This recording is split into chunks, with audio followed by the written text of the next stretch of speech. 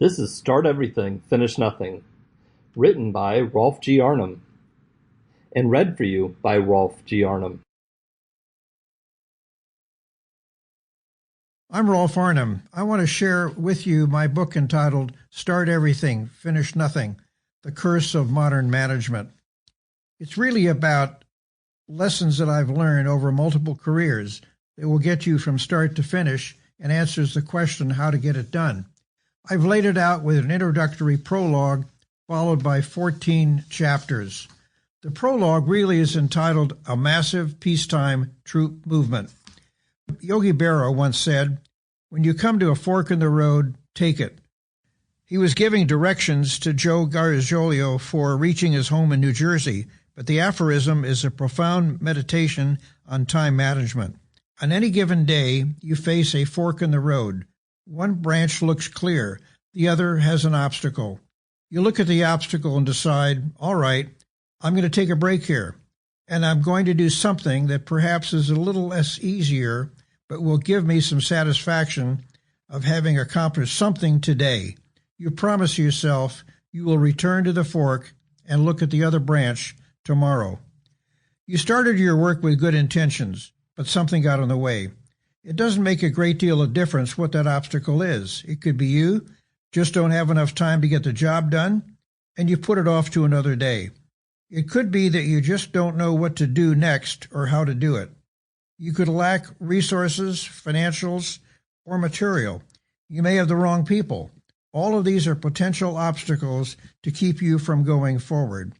But if you ever served in the Army, you're familiar with the obstacle course, where failure, as they say, is not an option. You've got to overcome each obstacle and move on to the next one. Nothing gives you greater satisfaction than being able to take down the obstacles one at a time until you've finally finished and you've accomplished what you set out to do, which in this case is finish the obstacle course. We all view obstacles differently. The question is, do we have the strength of mind and body to overcome them and to move on, or are we going to take the fork in the road? If you take the fork every time, you will find that you are starting everything and finishing nothing. You may have small satisfaction in your day-to-day life, but you'll never experience the deep and abiding fulfillment of finishing the obstacle course. I've worked my way through my share of obstacles in my life, but the one that looms largest in my memory was the one that resulted in what only can be described as a massive peacetime troop movement. I'm talking about moving the Army-Navy game from Philadelphia to Pasadena in November of 1983. I'm going to tell you that story because I think each obstacle, and there were many, appeared insurmountable.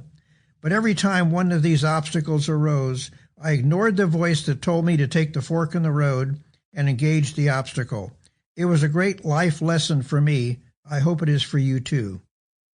When failure is not an option, look at the obstacle you faced in life. When you were a child, someone told you no. When you got to school, you had to do homework and take tests. Then for some of us, each grade of school was an obstacle. And then came middle school, then high school, and finally college. With obstacles like these, no wonder they put a cap and gown on you and played pomp and circumstance every time you completed one. Finally, you face the obstacle of getting your first job, and you learn what it is to engage an obstacle that your best efforts might not overcome because somebody else was deciding the outcome. Here's an obstacle of a different character. I served 2 one-year tours in combat in South Vietnam. Combat is like the obstacle course. Failure is not an option. You must make a decision and move forward. You have 2 imperatives. You need to win, and you need to take care of your men. The only way to get through it is to treat each obstacle as an opportunity. The lesson I learned in South Vietnam was the one I most often applied in moving the Army-Navy game to Pasadena. At that time, I was the CEO of the Pasadena Chamber of Commerce. My mission was to improve the business climate and opportunities for business growth. The Army-Navy game project started in 1981 while I was watching the Army-Navy game on TV in my family room in California with my wife and a few friends. It occurred to me that the game should move around the country. After all, the military academies belong to the nation. In addition, Sample complete. Ready to continue?